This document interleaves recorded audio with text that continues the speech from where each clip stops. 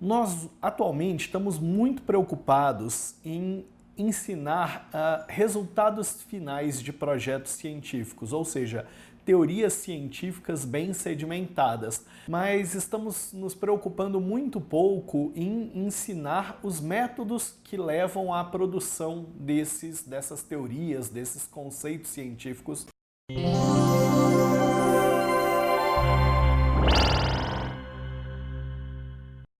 Olá, meu nome é Eduardo Bessa e eu sou professor da licenciatura em Ciências Naturais no campus de Planaltina, da UNB. Minha formação é licenciatura em Ciências Biológicas pela Universidade de São Paulo e eu atuo na UNB desde 2016. Hoje a gente está aqui para falar um pouco sobre metodologias investigativas no ensino.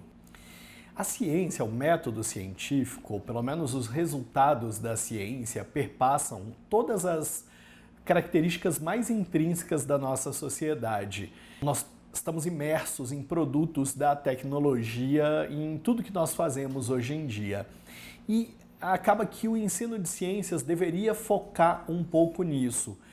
Nós, atualmente, estamos muito preocupados em ensinar resultados finais de projetos científicos, ou seja, teorias científicas bem sedimentadas, mas estamos nos preocupando muito pouco em ensinar os métodos que levam à produção dessas teorias, desses conceitos científicos mais sedimentados. Ao mesmo tempo, provavelmente esse é o aspecto mais importante que deveria estar na cabeça dos alunos de nível médio, de nível de educação básica como um todo. Então, entender como você obtém, como você chega a modelos de compreensão do mundo bastante explicativos deveria ser nossa principal preocupação na formação dos alunos. O método científico, ele tem um resultado bastante importante, mas ele é basicamente uma receitinha que o cientista costuma repetir frequentemente para gerar as informações de que ele precisa. Em geral, ele começa com uma observação do ambiente. A partir dessas observações de fenômenos naturais, surgem perguntas de por que determinadas coisas acontecem, né? Ou o que é aquilo que a gente está observando, tá? Então, o primeiro passo do método científico seria uma observação, que a gente chama de uma observação naturalística.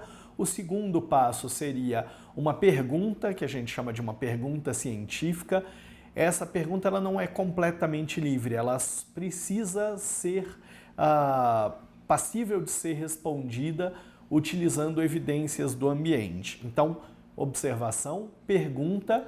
O terceiro passo é a elaboração de uma hipótese. Uma hipótese é uma resposta provisória para uma determinada pergunta científica. Ela é provisória porque ela depende de ainda ser testada. Então, basicamente, a gente poderia dizer, até grosso modo, que é um chute, né? Mas é um chute muito bem baseado na lógica e no que se entende do mundo hoje em dia, né? Então, você gera um chute, mas um chute muito bem embasado. Esse chute ele não é a resposta pronta que se tem, ele por mais embasado na lógica que seja, ainda é necessário que ele seja testado. Então, a partir da hipótese se derivam previsões teóricas e dessas previsões teóricas, que tem que ser alguma coisa mensurável, alguma coisa confirmável, digamos assim, a gente deriva um teste. Quando a gente realiza esse teste, nós temos evidências que sustentam a nossa hipótese ou que refutam a nossa hipótese. Repara que a gente nunca fala em comprovar a hipótese, porque uma hipótese ela pode estar temporariamente bem embasada, mas podem surgir novas ideias que vão refutar aquela hipótese.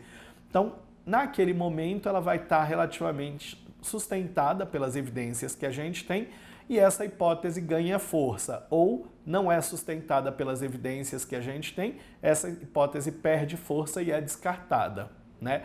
À medida que ela ganha sustentação de um conjunto de dados, depois outro grupo de pesquisadores traz uma nova análise e informa né, sustenta mais uma vez essa hipótese, e mais uma vez, com o acúmulo do conjunto de evidências, a hipótese vai se tornando cada vez mais forte, gerando o que a gente chama eventualmente, né, dado o grande acúmulo de evidências, uma teoria científica.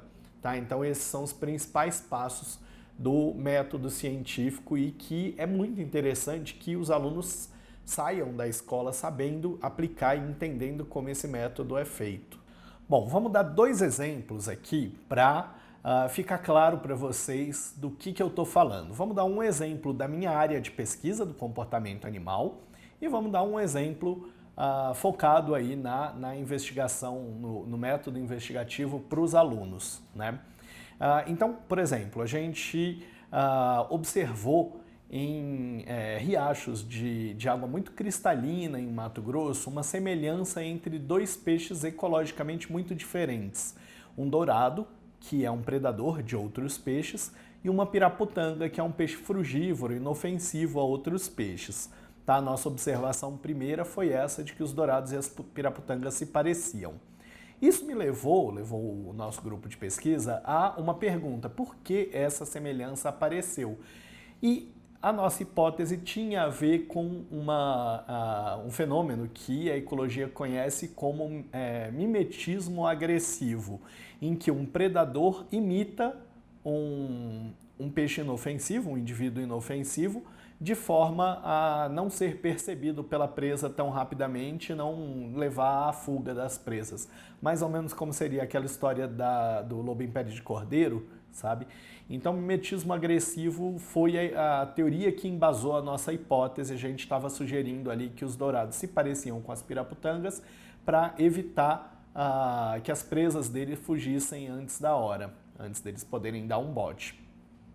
Então, nós levantamos algumas previsões. Se isso é verdade, o padrão tem que ser que aquela coloração remete a um organismo inofensivo, ou seja, é preciso que existam mais piraputangas do que dourados com aquela coloração, senão vira para as presas um padrão, vamos fugir de qualquer coisa que tenha essa coloração. Tem que ser a exceção e não a regra, tá? A outra coisa é que, junto de outras piraputangas, o dourado deveria se alimentar com mais eficiência do que isolado, né? E uma terceira previsão é que em córregos de água cristalina isso deveria ser mais comum do que em córregos de água barrenta, né, turva, porque então não teria uma vantagem em se parecer com uma presa se a visão não é um aspecto tão importante assim para a predação nesses casos. Essas 3 previsões foram sustentadas quando a gente foi a campo, observou tanto que os dourados eram por volta de 1/10 da quantidade de piraputangas, quanto o sucesso dele de predação no meio das piraputangas era muito mais alto, ele chegava a raramente caçar quando não estava no meio do cardume de piraputangas. E por último a gente observou que essa coloração, essa convergência de coloração só acontecia em riachos de cabeceira com água mais transparente. Nos riachos de baixada, do Pantanal, em que a água é mais turva, ela não acontecia. Tá? Então a gente testou a nossa hipótese e sustentou ela por enquanto, pelo menos a gente tem essa ideia de que os dourados realizam mimetismo agressivo. Uma outra forma de abordar essa metodologia eu utilizo em sala de aula. Eu dou a disciplina de zoologia e a certa altura a gente quer entender como que as primeiras aves evoluíram a partir dos répteis, dos dinossauros, terópodes ali, que é o grupo que dá origem. Isso, lembrando, eu estou no ensino superior, então vai ser um conceito um pouco mais aprofundado do que a maioria dos professores aborda em sala de aula. Então, eu apresento para os alunos 2 hipóteses alternativas, né? Foi encontrado um fóssil de algo parecido com uma ave, chamado Archaeopteryx, e esse animal ficou à disposição dos cientistas. Havia 2 hipóteses principais sobre como o voo evoluiu. A primeira hipótese, chama hipótese cursorial, sugeria que uma protoave, um ancestral das aves, era um réptil que corria no solo e toda vez que um inseto passava voando por ali, ou que ele corria e esbarrava no inseto, ele tentava predar esse inseto. Então eram aves insetívoras. Eventualmente esses insetos alçavam voo, né, os insetos já voavam nessa época, e os lagartos, essas protoaves, né, esses dinossauros terópodes, saltavam atrás para tentar alcançar esses insetos no ar.